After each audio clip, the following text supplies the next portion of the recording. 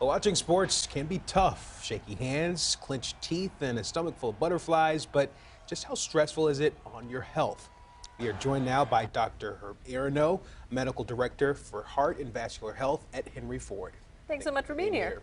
It is great to be here. It's an exciting weekend. Yes. Maybe some would say a stressful weekend. Right, a little bit of both. And it's almost tempting to talk about it in kind of a joking way. We've all been there before. Watching this game is just, it's bad for my heart. But in all seriousness, it actually can be. It can be. Whether you know you have a heart condition or you've never been diagnosed with heart trouble, the stress of the game, especially a game in the wintertime, maybe you had to shovel yourself out of your driveway to get there.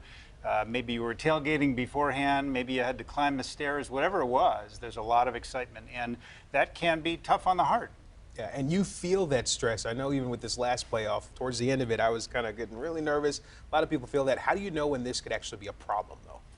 Yeah, and that I think is the hard part for people, right? Whether they know they have a heart issue or not, is to when they start to feel something, is that normal or is that abnormal?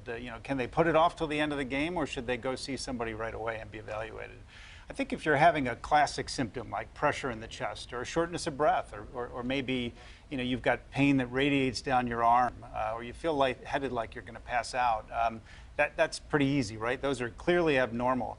It gets hard sometimes because people can have these unusual symptoms. Maybe they'll be a little nauseated or just a little bit sweaty. I think the bottom line is if you're feeling different than you normally do at baseline and you have no good reason why you should be feeling that way, don't put it off. Yeah. Be seen, be evaluated right away. Very common on game days for people to eat a lot of not so healthy food, maybe imbibing, having a few drinks. Is that making it a more dangerous situation, or is a heart event more the result of just a general lifestyle of Well, the truth is that both can contribute to that, right? So if you have heart disease already, but you're eating an unhealthy diet, maybe you're drinking a lot and eating high-fat foods, that can certainly trigger events. And the alcohol, when not in moderation, can kind of blur your ability to know when there's something going on, know when you need to be evaluated. I know for people who have heart conditions, it's especially important to be careful, but for those who don't, when they're in these settings, how much can you elevate things just from that excitement and the anxiousness of watching the game? Yeah, so for those that don't know they have heart trouble, they're going to do what they're going to do. They're going to be dancing around and all excited, and if they feel okay, then that's great. It's healthy, right? It's okay to be. We encourage people to move around. We encourage activity. But I think if they're feeling as if things aren't quite right, even though they've never been diagnosed with a heart issue, it's certainly possible that one exists and they just didn't know it.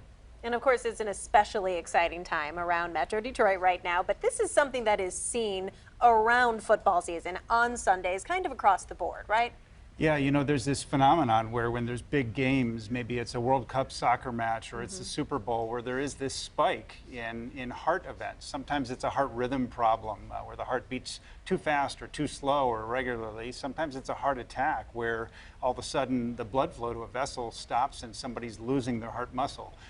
But all of it is related to the stress of the game. And even though it's great that we have our teams that we root for, and it's positive, it's a positive stress, right?